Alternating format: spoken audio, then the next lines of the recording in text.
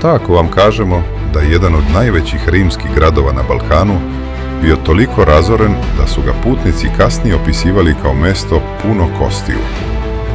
To nije legenda, to je Naisus, današnji Niš. Sredinom 5. veka Huni stižu pred njegove zidine. Ne dolaze samo kao konjanici iz stepe, dolaze sa opsadnim spravama. Pred gradom se pojavljuju pokretni zakloni, kule, sprave za probijanje zidina. Rimski Naisus se brani, ali pritisak je prevelik. Zidine padaju. Grad biva osvojen.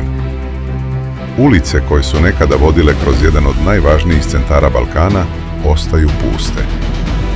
Naisus više nije samo grad na mapi. Postaje upozorenje. Jer kada su Huni slomili Naisus, cela rimska granica na Balkanu je zadrhtala. Celu priču pročitajte na Radio Niš.